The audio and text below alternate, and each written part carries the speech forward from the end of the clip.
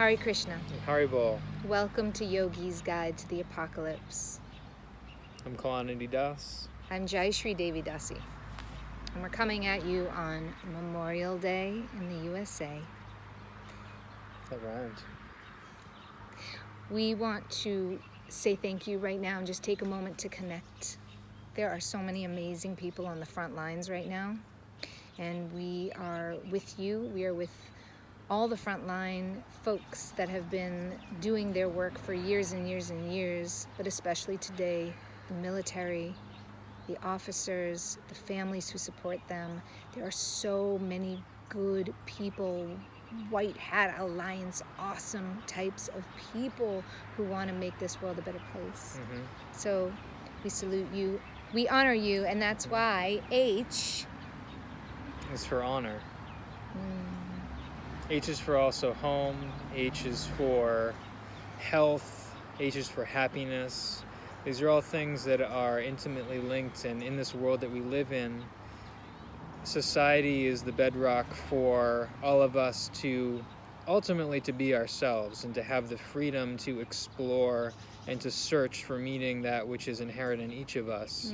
And yet there are very real circumstances and forces that require force to meet that, and to be a warrior is something that is an essential function of society. To perform that duty is beyond honor, and even though there may be many instances where that inherent function is manipulated or twisted, it doesn't mean that it is not an essential function.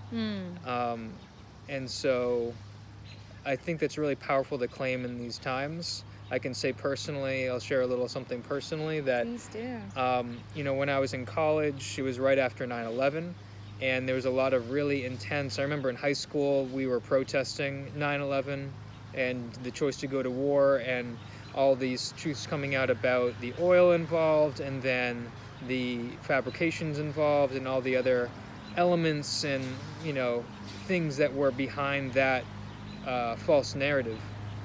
And it led a lot of people, a lot of my friends, to really question deeply what this part of our society is for, what the military is for.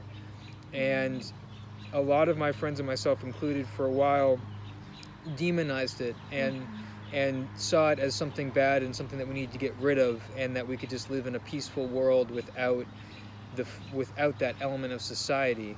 And it wasn't until I discovered Bhakti and I started reading about a spiritual system that had a systems approach to spirituality and its interface here on the planet that I started to understand that the real warfare is within and is an internal battle. And you see that in the Muslim tradition too. There's greater jihad, which is the inner jihad, and then there is external jihad, which is the lesser jihad. But both are still there and both are still bona fide, but it requires one to have spiritual discernment and to be under shelter of spiritual guides and elders in order to properly execute, be trained up in moralistic and ethical values and principles in order to perform that duty. You see the same thing in Vedic philosophy, and you see in Bhagavad Gita, and the whole enterprise is there and it's vital, and yet in this age it's been vastly corrupted and twisted. So it's important to reclaim that, but also important to not sweep aside that which is happening right now, because at the end of the day there are so many people, and just like I think all elements of our society, most people doing most things are good and have well intentions. Absolutely. Amen. Wow, that was a beautiful offering, and I appreciate it so much. And I can only say that H being for honor, I too understand 9/11. I was, living in New York for a decade. I remember that morning, and I wrote about it in Discover Your Bliss, because that morning I woke up and it doesn't matter what happened that morning, but I got calls and they kept saying, wake up, wake up. And there was something about my world and my life where I didn't want to wake up at that time. I didn't want to wake up. I didn't want to see, hear, or feel that which was going against my inherent nature of goodness or kindness, but that was also an ignorant place to be. That was a place of inertia. And it's taken me also to find bhakti and to really use the Bhagavad Gita as my Bible, which lately I have been, because we definitely are in spiritual warfare.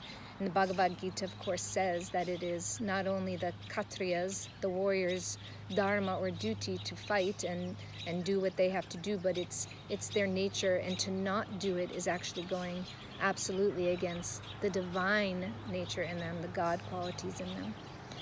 So I humbly recognize that we are all part and parcels of the divine, and as we wake up into this great time and we honor ourselves and those who are, again, on the front lines in various ways, we are honoring ourselves only because we are part and parcel of that divine spark and quality.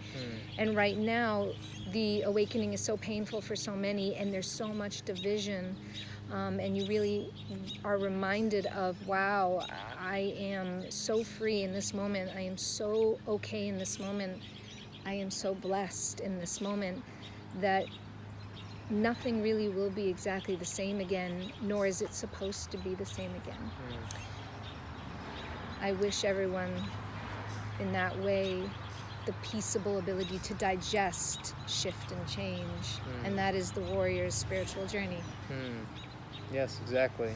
And I was just going to say that even though nothing is the same, everything all is the same, actually. When we strive to apply eternal wisdom principles in our life, it is because we are seeking to make that quantum leap into a reality that is already here, and yet we just need to awaken and realize that reality. And that is... hey, Dave. We're making a little video. Oh, cool. You okay? Yeah. Okay. We're good. We're cool. Go ahead. Yeah, that just reminds me something in our tradition, which is a tradition of a bhakti tradition, where we see relationship with Krishna, or the divine supreme person, as the goal of our life. That our teachers say it's not necessary to change anything externally, change your dress, change your job, change your career, of course, unless you're involved with something that is incredibly evil. But most of us aren't. And it's not necessary to change what we're doing. We just add Krishna. Yeah. We just add Krishna, and everything is automatically transformed in that way. Transmuted. Bona fide. Transcended. I would like to share one thing also. I remembered. There's something really amazing about this idea that it's a both-and world. In Bhakti we say achintya beta abeta tattva, which means inconceivably, because it's really hard. Both. Achintya. Beta is one, abeta not one. So we are both one and separate, which is to say everything is on a spectrum. Everything is not black and white. And even if you can see what goodness is, what sattva is, what the mode of goodness and the quality of divinity is on one side, then you would necessarily see the quality of evil on the other side. And even those are in spectrums. Right now, we are in some ways under siege because there is a lot of trickery. And I don't mean trickery in the way of like little baby Krishna, getting his hands into the butter pots and Mother Yashoda getting upset. I'm talking about true deceit because of being covered by false narratives and ideas, or what we would call gunas, modes of passion or ignorance. So, for example, there is this thing happening where people are being asked to snitch literally on their loved ones and neighbors, and people are unknowingly giving their consent to do that, and this is so sad. I have so much compassion for everyone who does not yet understand what's going on here. But I grew up as a Jew, and I have a very clear idea and a honed sense of what you might call fascism, or what you might call dictatorship, of what you might call Nazism, of what it is to have even eugenics mentality that top down, there are those who are kind of bottom dwellers and there are those that are up here and deserve more. That's impossible as humans because we're all jivas, we're all souls. So for everyone who doesn't, yet understand what is on the line, I, again, would thank those who do understand what's on the line, who are in the know and are fighting the good fight. And, I appreciate and honor them and have compassion and empathy for those who haven't woken up yet, don't understand what you're actually consenting to when you talk about your privacy going away and you snitching on people because you think they may or may not be ill. It is so beyond staying out of our lane, and we work to stay in our lane in right action and right relationship. So it's an honoring of the inherent worth and dignity of every soul, and the warrior's call is to honor our choices, because in this day the one of the many gifts is what is being revealed as the incredible power of our choices. And even the choice to download a software program or an app or update your phone or make little seemingly innocuous posts, or our choices and our actions are for so long seemed like they were on autopilot, but that's no longer a you might say luxury, but that's actually an inversion and a perversion of what's been going on, because we are inherently beyond measure in terms of our power in this material world, because we are not material beings, we are spiritual beings. And all the metrics that have been used to confine and constrain and to monetize our actions have been designed in order to keep us trapped in a material conception of ourselves. And so even though it may seem like we're in crisis, this is the divine's plan in order to reveal to us our spiritual integrity, our spiritual honor, and to show us that our actions do matter and they do mean something and they do have consequences. And we are to wake up at this time and to realize and to recognize that, and to join together as we operationalize this new understanding, this new collective understanding of ourselves as spiritual beings. As Jaishree says, Achintya Beda, Abeda Tattva, simultaneously one spiritual collective consciousness, one spiritual collective body, part of the supreme spiritual person, and yet separate, distinct, individual experiences and bodies and sovereign individuals with our own choices. And that is the true power, the true honor. On this Memorial Day 2020, we are making a loving call to action for more love, for peace, and for awakening, only because it's vital that we all start connecting on more of a psychic level, an intuitive level, a human, transcendent level, because our very every moment is built upon our free will and choice. And to infringe on another's free will and choice is to take away their humanity. It's to degrade them or to attempt to. And that is not our business. It's not your right. It's not my right.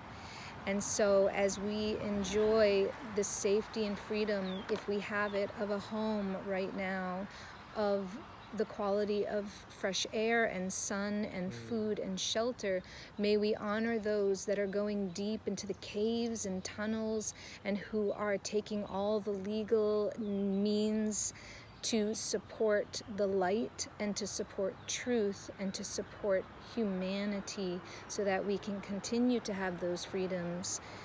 And we, Kalánidhi and I and Narayani, support you.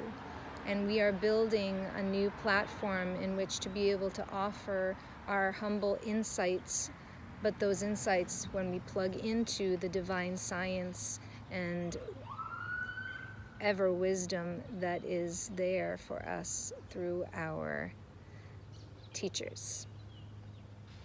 Oh. And so it is. And Haribol. And Haribol. Be well. Namaste.